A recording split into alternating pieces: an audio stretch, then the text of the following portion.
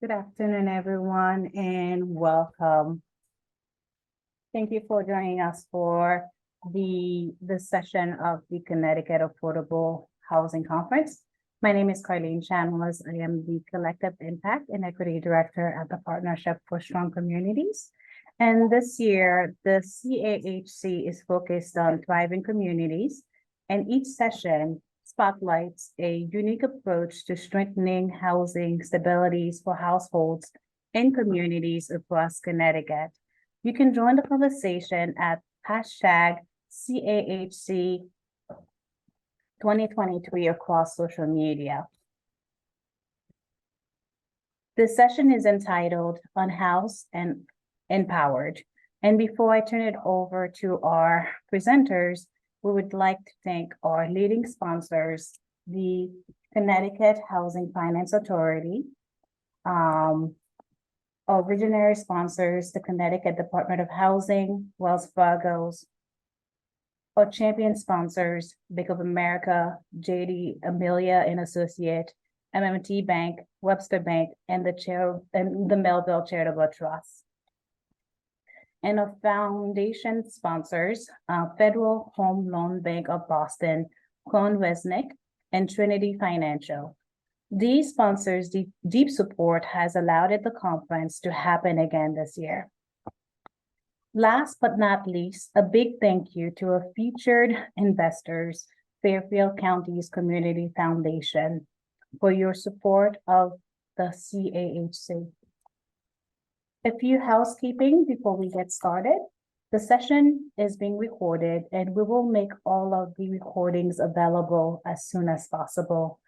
Please remain on mute unless the speakers ask you to unmute yourself.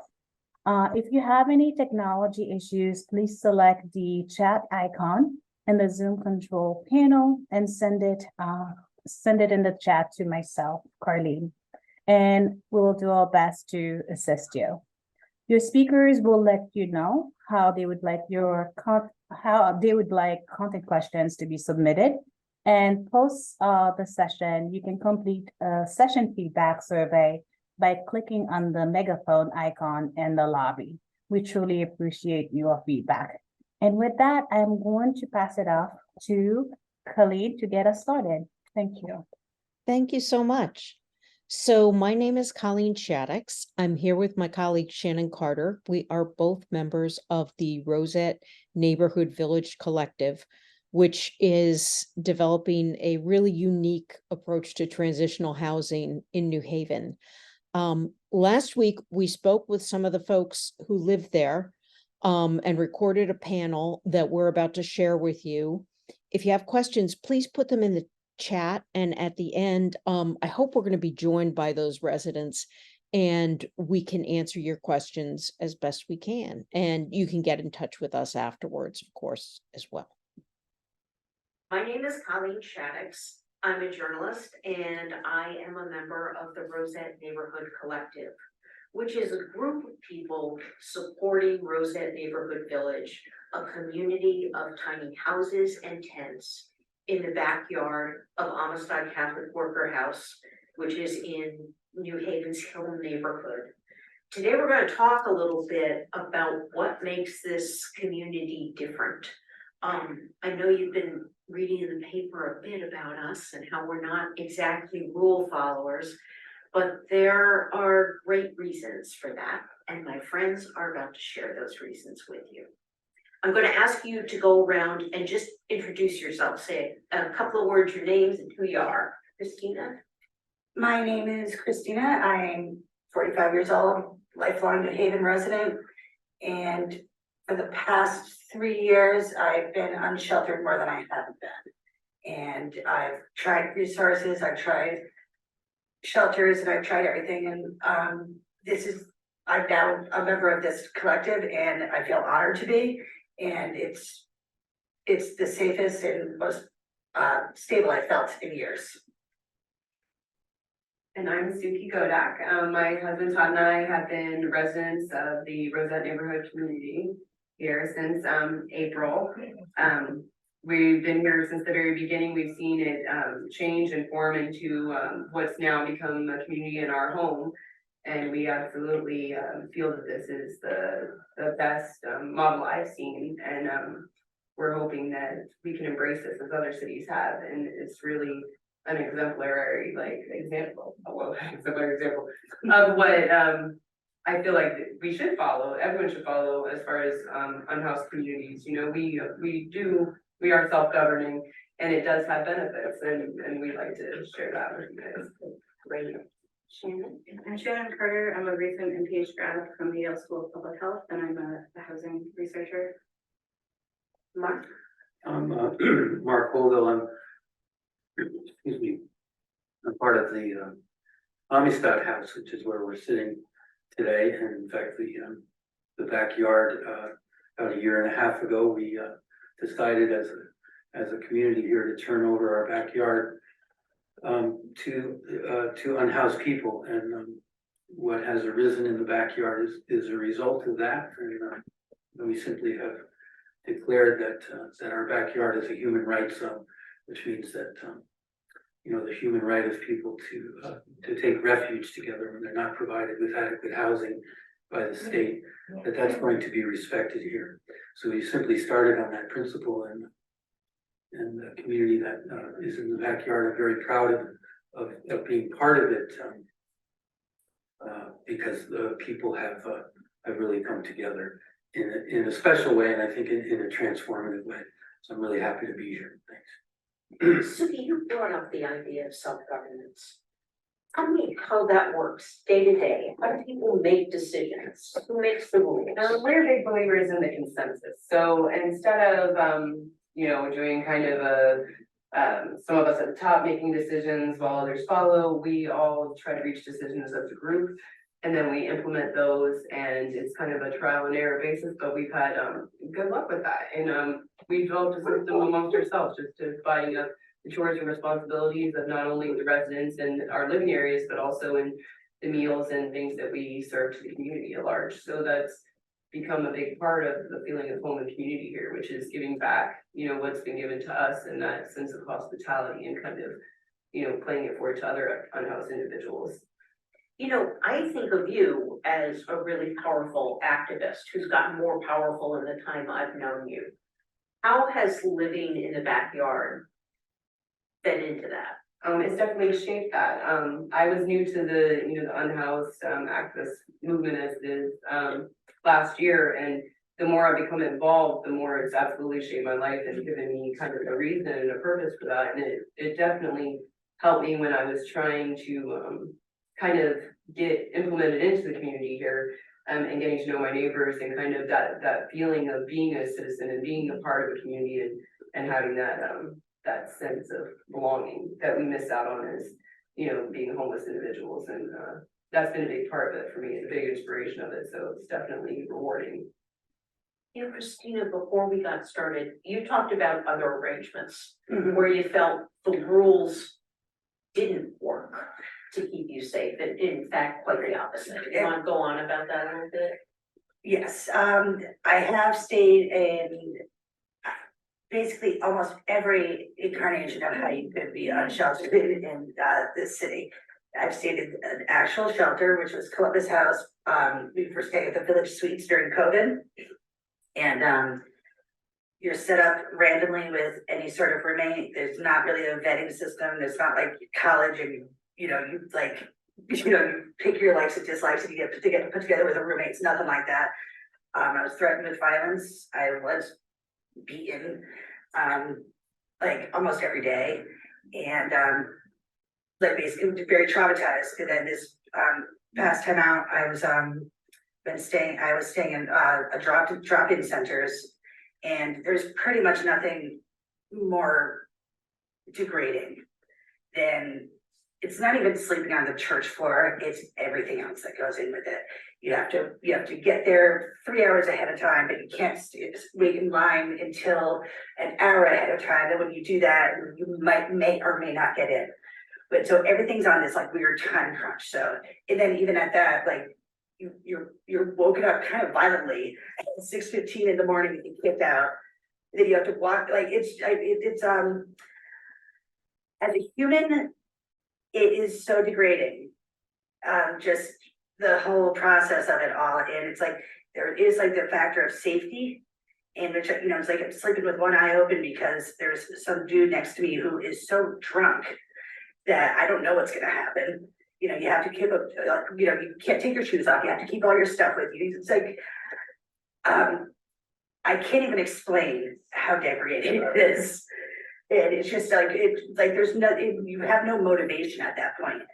Like, because you just feel so low, and it gives you like, you would think that you would have this sense of urgency that you want to get yourself out of this situation, but it's so demoralizing, like, you know, that you can't even think about that, because all you do is think about the next place you're gonna go. So you go from one drop-in center to the breakfast place on Olive Street, to then maybe you can get into Safe Haven for a couple hours, then maybe you could, you know, go to desk, and it's like, you just repeat the whole process all over again. You have to be, you know, so this gives me a sense of autonomy that I haven't had, and a sense of safety. And you know, I'm a pretty social person, so I was really lonely, like very, very lonely. I didn't have anybody to relate to, anybody to talk to, anybody to bond with. And like, that's unhealthy mentally, and that's the stuff that keeps people down. Yeah. You know, you told me a story about when you first came here and the first 3 days. Yeah, oh Can you yeah. talk about that? Sure. So I got evicted from where I was over at Temple Street Plaza.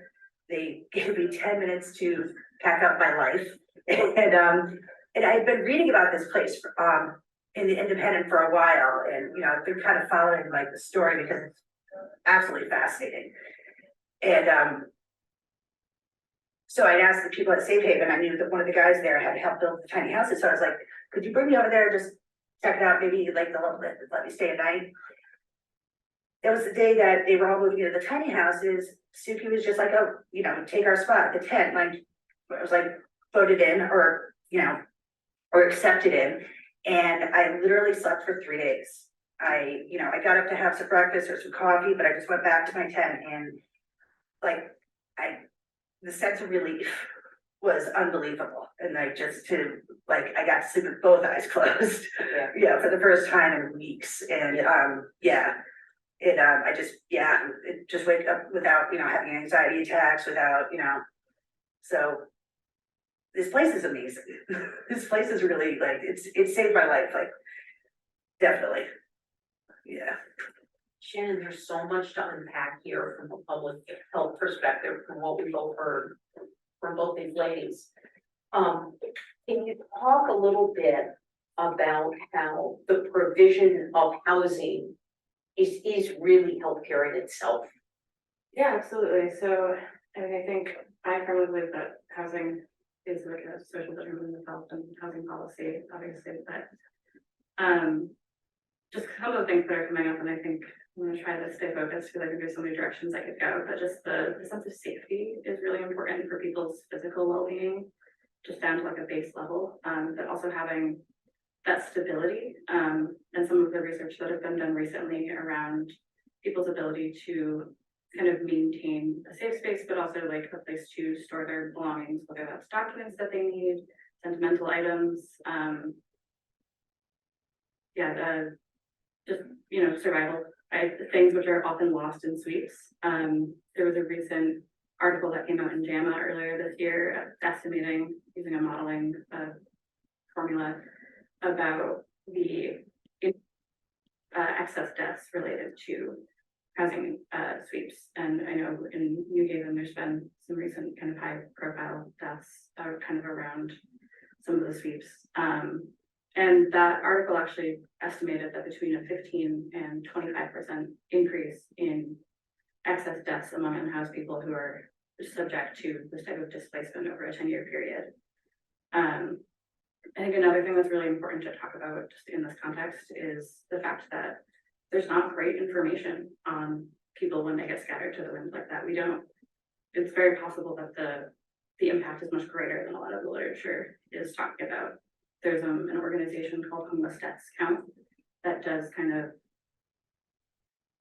piecemeal, it gets data from different states. Connecticut doesn't have an overall state number. There's a report from New Britain and Norwalk from 2019 that says that 21 people died while homeless, but there's nothing for the whole state, and there's also just likely an undercount just based on the reality of living that way. You know, what you say about the sweeps is so striking to me, because the justification for the sweeps is always safety. Why do we not understand what keeps unhoused people safe? Yeah, I mean, I don't know that I'm the one to speak to that, but I would say that it's particularly cruel when we do have this data suggesting that these sweeps are so unsafe. I would imagine it has something to do with liability on the part of the government, but I'm not in their minds, so I can't necessarily speak to why they would continue to choose this in the face of evidence that it's dangerous. And Mark, I think that gets a little bit to where this invitation started from you and your wife for people to come make a home in your backyard. Do you want to talk a little bit about that? Yeah, you know, I think that, you know, my wife and I landed here in 1994 from New York City.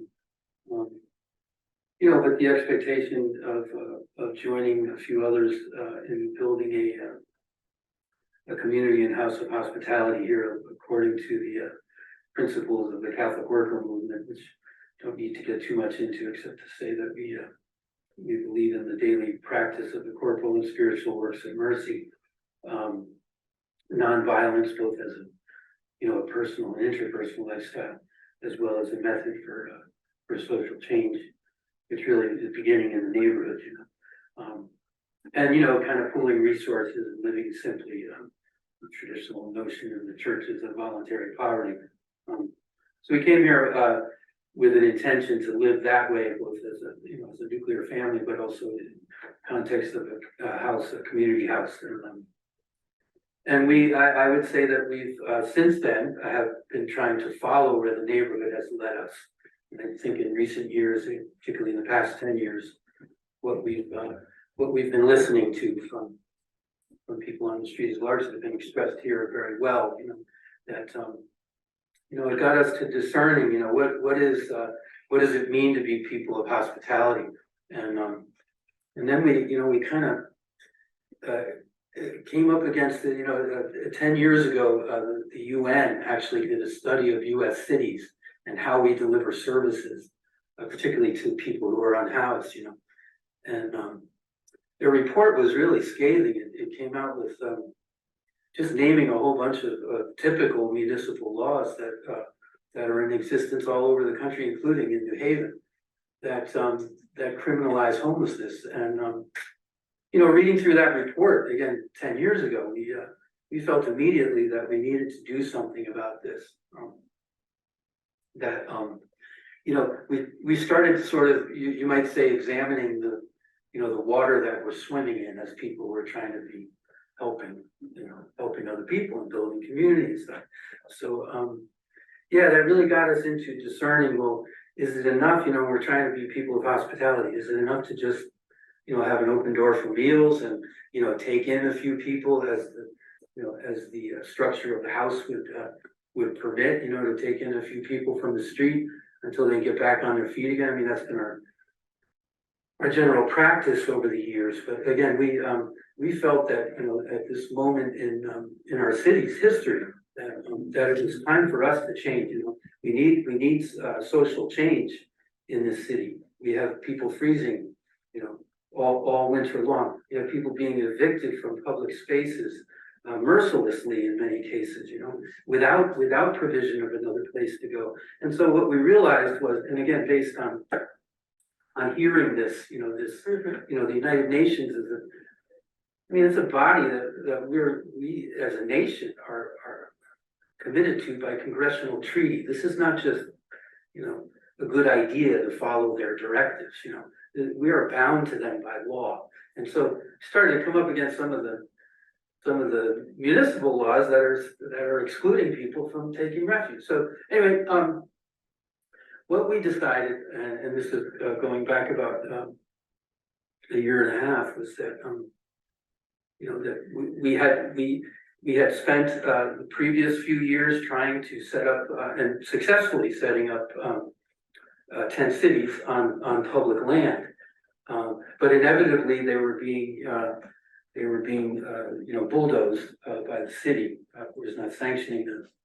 We realized as we were trying to promote this that really this is the only sense of community that seems to be available anymore to people who are unhoused. And again, I think I'm just echoing what I'm hearing and I have heard and what's just been expressed, you know. And so that meant to us that if we wanted to really engage in hospitality going forward, that we needed to find where people are taking refuge and do our best to decriminalize those spaces so that they can be made more human, you know, more safe, more sanitary, and again, available for the building of community.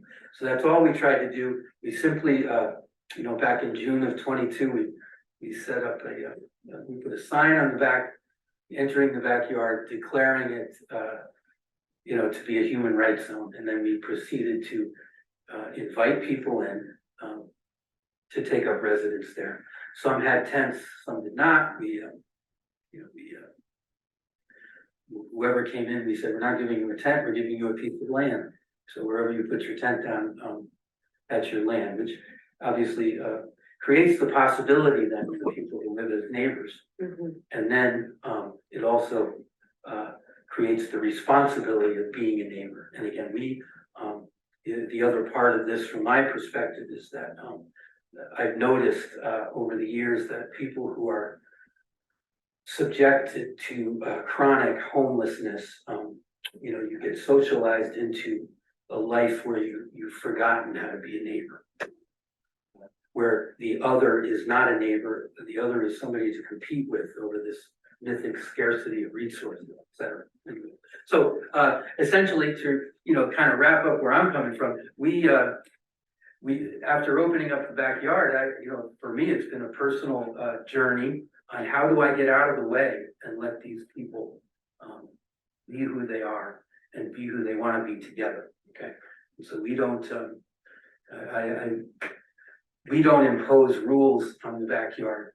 We simply ask them to govern themselves, and whatever rules they come up with by consensus, that we're happy to help them, you know, live that and enforce that.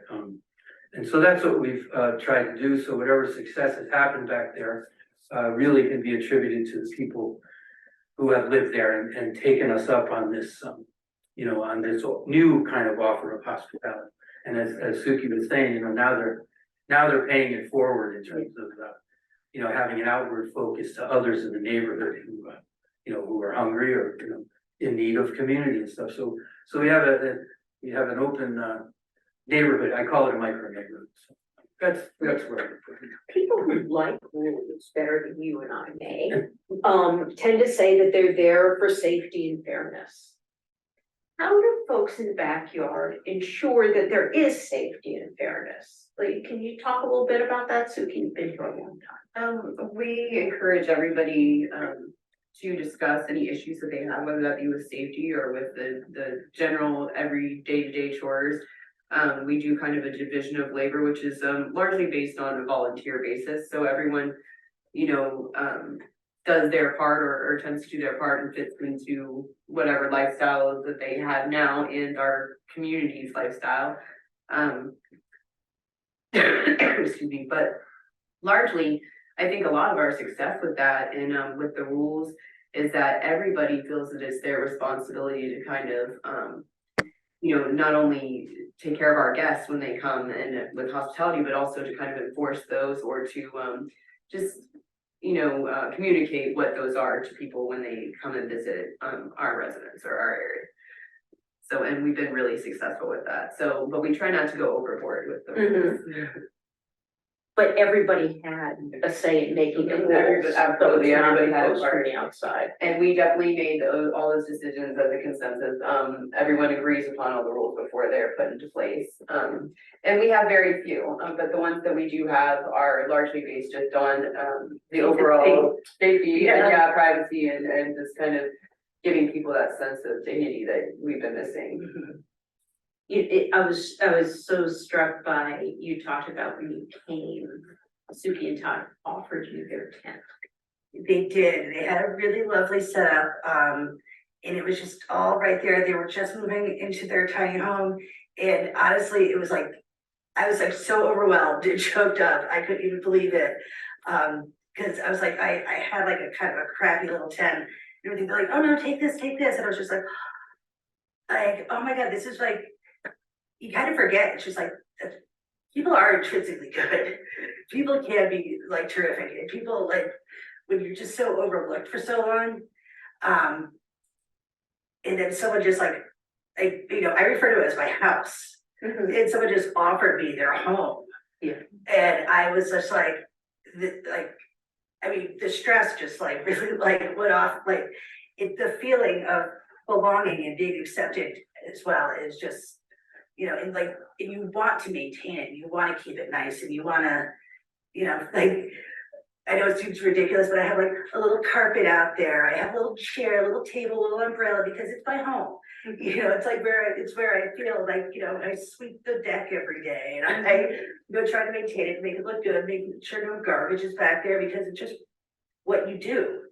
You know, it's like when you're given this sense of dignity, you wanna maintain it. And, you know, not take it for granted, and, you know, this is, and show people too, like lead by example. That like, this might be, you know, I might be unhoused, but I'm not feral, you know, I'm an actual human being. And I like, you know what I'm saying? It's like, you're just, you know, for the other people, I'm pretty new. And so other people have moved in since I've been here, but you, again, like, just lead by example, like, this is how I maintain my space, like, you don't have to do it exactly like this, but, you know. Yeah, Based on mutual respect. based on mutual respect, because I don't want, you know, I'm not gonna leave my area all loaded up with garbage and everything like that, because I don't wanna look at that from anybody else's area. Right. You know, so, you know, just treat others like you wanna treat yourself, like, you know, like you wanna be treated. You know, maintain your spot like you wanna see the others maintained. You know, no one wants to look out like it's like a dumping field, you know? It does give you a sense of pride in your community. It really does.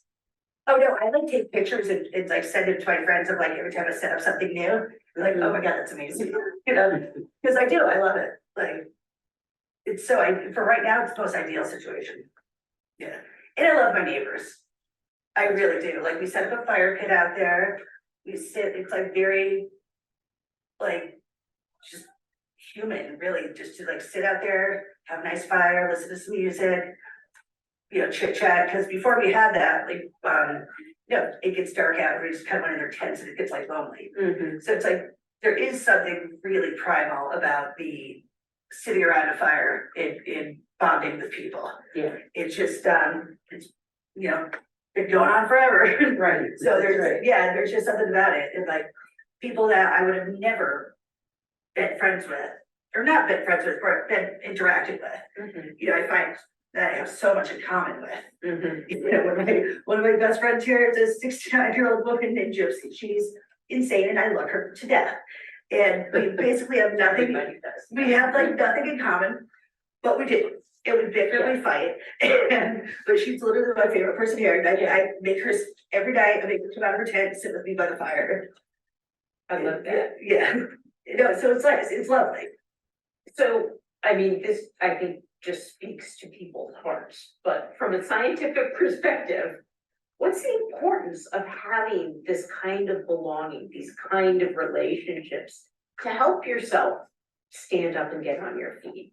Yeah, I mean, aside from what you guys are sharing, which I think is probably the most impactful, but I can just speak to you a little bit about, for example, being unhoused or homeless is a very stigmatized position in the society, both in the sense that it is criminalized, like Mark was talking about, and the criminalization of homelessness has increased over the last 10 years, pretty drastically.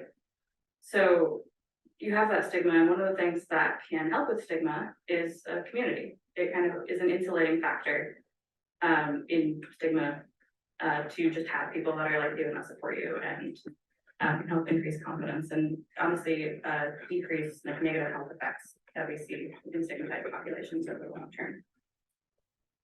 Yeah, I would just kind of add, from my perspective, that it seems to me that, I don't want to, especially like a person in my position who's been trying to, to be part of sort of the social service delivery system, and also, of course, really trying to do some community organizing in order to change some of, some of the policies and stuff. But I guess I would just say from my perspective that it seems to me that that we're not coming at this in terms of our compassion for people and all that. We're not coming at this from any different angle than than anybody else that's working in their own agencies and such in the city. It's just that I think we've engaged in a listening process here, and it's clear that that most of the feedback that we've been getting now for a solid decade, more than that, is that there's lots of good initiatives about giving people shelter. Okay, and in fact, there's even the slogan that we've used over the years is housing first, right? Mhm. I've come to adapt that to home first, okay? Because unfortunately, most of the initiatives that come from City Hall, because their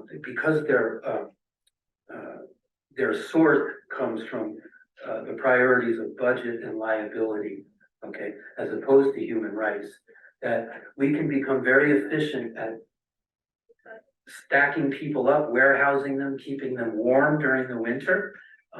But most of these initiatives have sort of killed the possibility of community, to the point where, I've noticed in the past couple of years that, and particularly with the encampment sweeps that have been talked about already, and how dangerous those are. They're not only dangerous physically, and of course there's mortal danger involved there. But it's very clear to me now that there's no other possibility, or I don't see any other real possibilities for people to have community as unhoused people than these encampments. That's why is what really doubles down on the tragedy of destroying those, because obviously people are gathering in those tent cities in very rustic conditions in many cases, and in very unsanitary conditions. But it's clear that people are craving this sense of connectedness and community and place. Okay, you can't destroy that without replacing it with something better, and that's what we've been trying to say. So we're not using this model as a way of casting aspersions on other, policies, agencies, etc. Just to kind of, I think again, we're trying to listen to what's coming from the street, and then trying to provide some space for it, and then get out of the way and let people do it. We need our policies need to be revamped in terms of they simply do not seem to trust people, to trust their agency, their autonomy, and the fact that, as Christina said, we're basically good, the human beings are basically good, we need to rediscover that in our policies and in our laws. I've been asking you questions about community, not about structure, because I think the most important thing that Rosette Neighborhood Village built was community. Absolutely. Mhm. But there is great attention now on those little tiny houses in the backyard. And I just want to give you a minute to review the kind of deliberation that went into constructing those things, the things that were put in place to make sure that folks would be healthy and safe in them.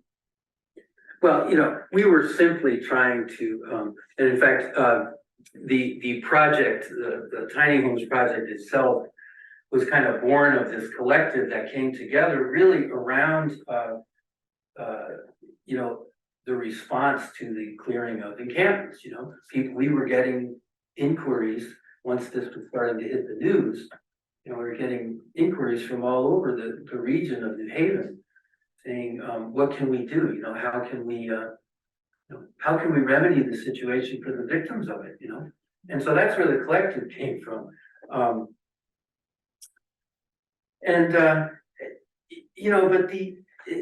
an interesting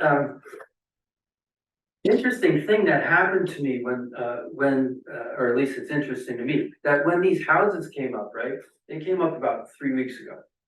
All right, just on a Saturday, they were delivered in the morning, they were up by mid-afternoon, and interestingly, 4 weeks ago, everybody in the backyard was living in a tent, and at that point, they were considered to be homeless people, okay? Which means, it's not quite the status of personhood, really. Homeless people are a social problem that get dealt with collectively. You scoop them up and you put them somewhere else, okay? And then, in fact, that's been the reality of almost everybody in the backyard is there as a result of having been evicted from an encampment on public land, okay? So, again, 4 weeks ago, everybody was a homeless person. Then we put up 6 tiny homes. Now, mind you, they're made of this little composite material and some, I don't know, steel or aluminum, whatever. A little bit more permanent of a structure than a tent. And now suddenly they've gone from the status of homeless person, which again, I contend is not fully human. Now they're tenants. Now we're landlords. Now we're housing developers, okay? Because I keep trying to tell everybody, we're human rights defenders. We're not housing developers. But isn't it interesting how, and in fact, I went out when we just got an order of, to cease and desist that came from City Hall, okay? This was last week. So the other day, obviously sharing this with the folks in the backyard, I told them, and it's very significant to me, illustrating what I'm trying to explain. When all of them have had this experience before of being evicted from these things, right?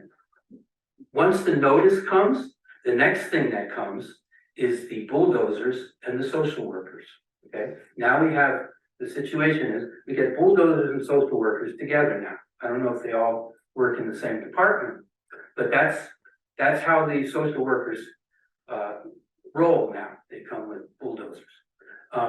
What I told the people in the backyard a few days ago is, you're not being threatened with eviction. You're being threatened with litigation, okay? Which means they actually have to go to court and make an argument as to why this person and this person must vacate these buildings. It doesn't take much to, maybe reflect on that and say, where is this, where have we gone wrong, when we can actually eliminate, a whole cross-section of poor people from the status of personhood. That's a very serious, I would say a very serious condemnation of the way in which we are delivering services here to our most vulnerable people. And I take personal responsibility for that. So I think, and we're all kind of committed to changing that, We're almost at time, but I often find that questions don't really encapsulate everything people want to say. So I want to give you each a chance to just briefly tell us one thing that you would like people to know about Rosette Neighborhood Village. And I'll start with you. Well, I suppose, again, from my perspective, I've been running some of the interference with City Hall, and again, just to kind of clarify that, there's this public argument going on right now, which, to my mind, doesn't really capture the process as it's going forward. Just to say that, yes, we've gone above and beyond some of the zoning laws and the building code. Actually, these homes, again, they were built according to zoning laws and according to building codes. However, they're just not New Havens, okay? And the reason for that is because the building codes and the particularly the zoning laws in this city are 100 years old, and they didn't anticipate you know, the need for this kind of thing, you know, the reality of, you know, the permanent reality of homelessness, which is unfortunately what we're living in now in the 20th and 21st century. So with the dispute with the city is not about evicting people, criminalizing what we're doing, etc. It's a process that we're entered into, and we are coming to an agreement on a permit process. So I wanted to clarify that, and also, you know, the public perception that we simply set these up haphazardly as if they were tents or something. We had a landscape architect in here. We have the company that makes these homes sent 2 employees for 2 days to help us set them up so that they would be, you know, respectful of the safe building codes and zoning laws. So I think there's a clarification that needs to be made there, that this is not a kind of a shoestring, slap it together sort of thing. We're doing this the right way, and ultimately what we need and what the backyard is showing now is that there is a clear pathway for this city to change its zoning laws to accommodate the needs of the neighborhood. These unhoused people in our neighborhood are our neighbors. That's where this began, okay? Was when we decided that we would no longer look at unhoused people as anything except our neighbor. Everybody in our neighborhood is our neighbor. Thanks. Shannon. Yeah, I think I could probably speak to 2 more things before we wrap up. One just being that what's happening here, and I know I'm here in my kind of role as someone with public health expertise, but I would say, kind of regardless of that, just like listening to folks that are living here is incredibly important. And regardless of if the public health literature has caught up to this exact model before, I think that that's kind of irrelevant just based on what we see happening here. And one other thing that I would like to bring up is speaking a little bit to the kind of burden that is being put on vulnerable communities as a result of these types of actions. Some literature that came out of Donnie King's Housing and Health Equity Lab last year about informal housing provision found that a lot of housing insecure people and low income people were taking folks off the street into their own homes at the risk of either their housing vouchers, in some cases their sobriety, in some cases also just getting evicted for these violations. And it kind of really speaks to the kind of broader failure and the scope of what's happening here, that vulnerable communities are kind of taking on this burden to help their neighbors and their communities when there's not other options.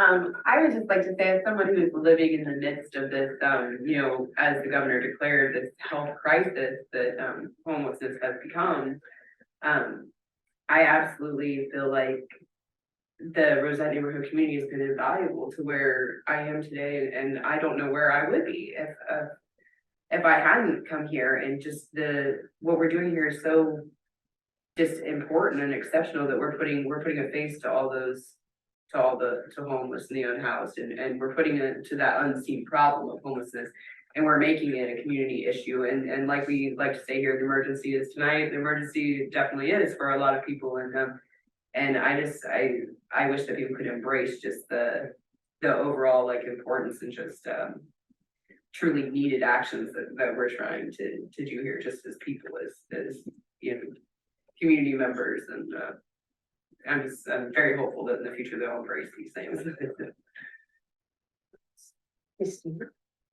Well, you know, to kind of piggyback off what Suki was saying, you know, this is so important, what's happening here. And beyond you know, when you're actually in it and you're like experiencing it, so it's beyond, you know, having some respite, it's beyond the community, it's so like, we're changing things. And hopefully, you know, we're changing policies, we're changing people, the way people are gonna think. And hopefully we're also setting an example of how this can actually be. This is successful, we're doing great things here. People need to see it and embrace it and be like, okay, well, we could do this here, we can put up here, you know, like our mayor said, I was quoted, I think it was in the CT Mirror or some, one of those ones, recently, that, you know, once people put up tents on public land, then it doesn't become public anymore. It's like, because you're making it that way, you're making it so people feel criminalized and this and that, like, give it, just set aside space. Yeah. Set aside space, because there's so much space, and there's so much, like, you know, you go down to where, you know, where the tent city was over there. Yeah.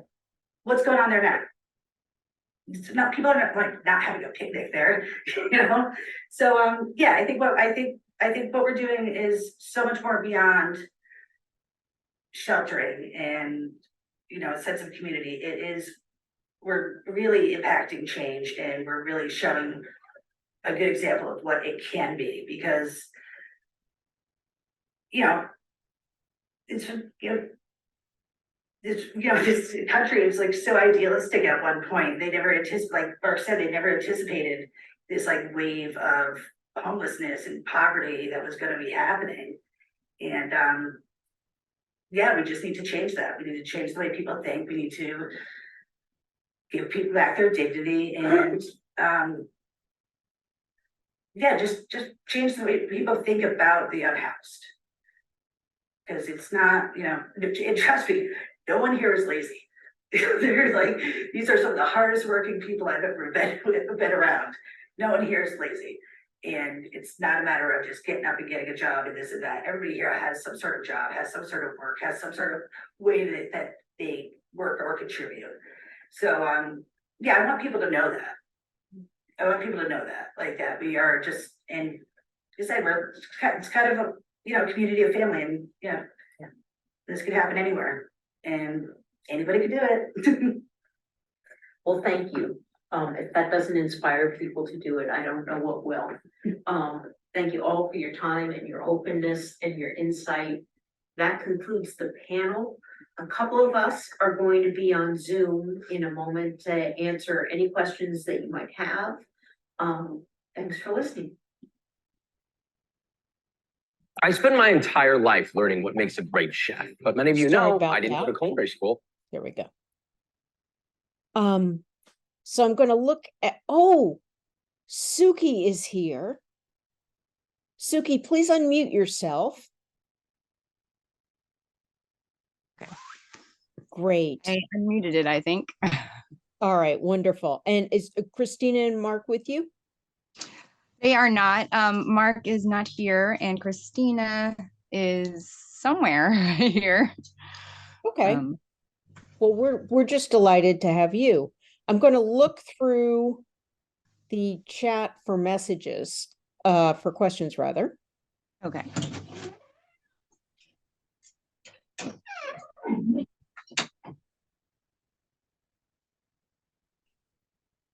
And we don't really have questions. We have comments from somebody who's been through very similar experiences to what the folks on the video have been through. So why don't we take direct questions? Anyone, if you want to raise your hand, or just unmute yourself boldly and go ahead and ask. Suki and Shannon and I are all here, and whoever is sort of most poised to speak to whatever you're curious about can answer the question for you.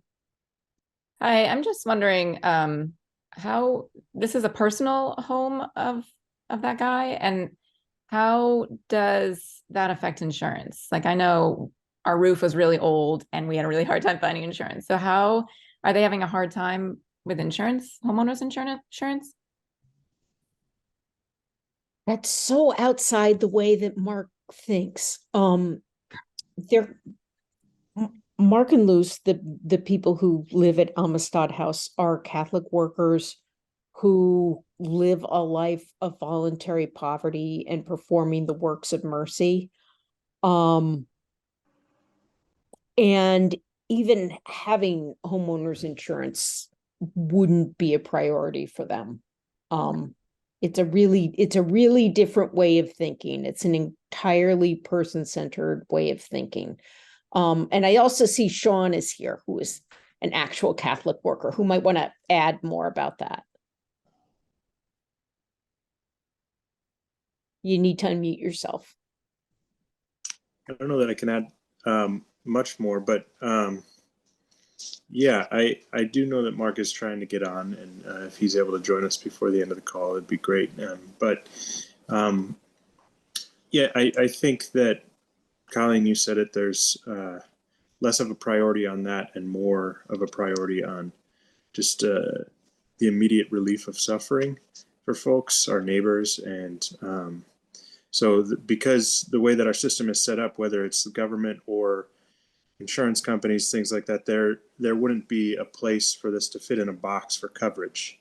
And so I think that the question then that a Catholic worker is faced with is, do I wait for the system to catch up, or do I do the thing that needs to be done for my neighbor and try to change the system as time goes on? So as you're saying, it is a different approach because it's not entirely rejecting the system, but it's also not waiting for justice to be served by the system. It's ensuring justice in personal relationships and then working to make it happen more widely.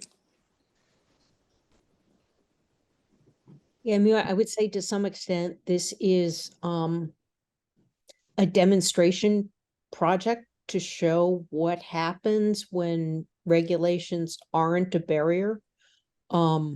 We started fundraising in May and we put the tiny houses up in October. And that has been somewhat controversial, but if we had waited for paperwork, people probably would have been unhoused for an additional 3 years. And surely something I just said made, who's got their hands raised here? I see a hand raised, but I don't see who is raising their hand. Hi, it's me, Ashley. Hi, Ashley. Hello. First of all, shout out for this even being a model of a way of living with folks, and curious about the communal living feature. And first, I apologize. I was in another session, so I was doing some session hopping. But curious on how does that work on an everyday level? How did you all make those agreements? Because that's immediate housing. If the fundraising started in May and you are already in your homes, which is awesome, like how was that process and how was that community building for you all? Suki is the person to answer that one. I can take that one. Well, we make all of our decisions here at the Rosette Neighborhood Village together. We kind of reach a consensus. So we have meetings every Tuesday morning at 8:30, and I facilitate those. And at that time, we bring up any issues or questions or what's going on with us. So about a month ago, we had decided that that's when we were going to start, getting the property ready for the tiny homes. We all, pitched in and did the work, and we assign, all the daily chores as well to residents, and everybody kind of pitches in. And we have a really good kind of sense of community back here. And it's just sort of that volunteering and that, we're here for everyone. So that's kind of what motivates us. And we kind of, have that overall, if you don't have a space, we'll provide you one. If you don't have food, we'll provide you some. And that's just kind of how we've, been working back here. Well, we've got another question that I think is also up your street, Suki. How is the community and the neighbors responding to the project? Damien asks. Can you speak, follow? Yeah, definitely. The neighbors have all been very, very positive. We've actually come to know a lot of the neighbors. My husband and I actually do lawn care and stuff for several of the neighbors in the area. We have a few stores as well that are nearby that know all the residents, and we see them, day in and day out, and they've all been very positive and also very curious what we have going on back here. So a lot of them come to our breakfast that we have, every Sunday. We have a breakfast at 9:30. So if anyone's interested in coming and kind of seeing how it works back here, that would be a good time to do that. I have a question myself. You just so graciously invited people to breakfast. What is it? Do you feel like you're on the tour now? I mean, we've had so much press and so many supporters who just want to come by and see how it works. Like, what is that like for the neighbors living in the backyard? I mean, there's some of us at times you get a little bit of that feeling that you're kind of on display a little bit. But when you come to live here, Mark makes it very clear that he's offering you privacy and, he's offering you that piece of land. Well, that does allow us for some privacy, but we also understand that we're living in the public eye because we're trying to have this community back here as a model to, other cities and to, well, pretty much everyone that you can have an arrangement like this where people have dignity in their own space and, communal living that's not, overregulated with rules and restrictions, and still, be part of a community instead of set aside, as a separate entity, as our mayor seems to think we are. I see we are almost out of time. I do want to direct people to our website, rosettevillage.org, where you can read a whole bunch about us. And I see something from Caitlin. Do you feel that meaningful collaboration is possible between community organizers, mutual aid networks, and the systems, political and social services that hold so much power and resources? That's a great question. Who wants to take that? Sean would be a good one for that.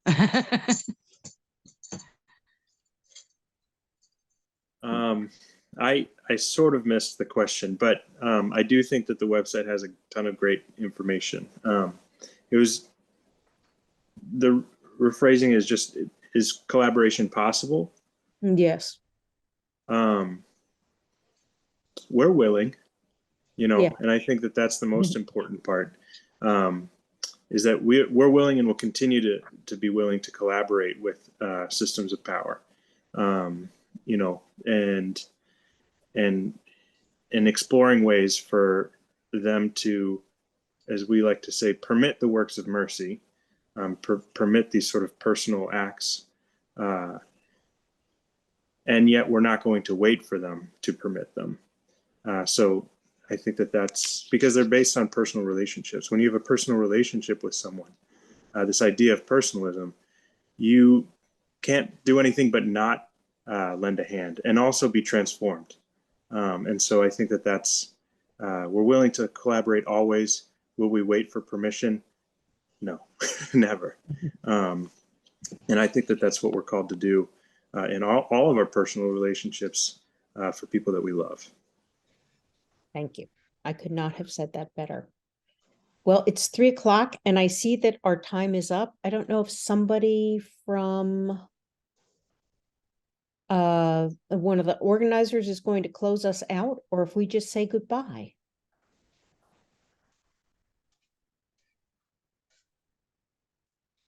I think we just say goodbye.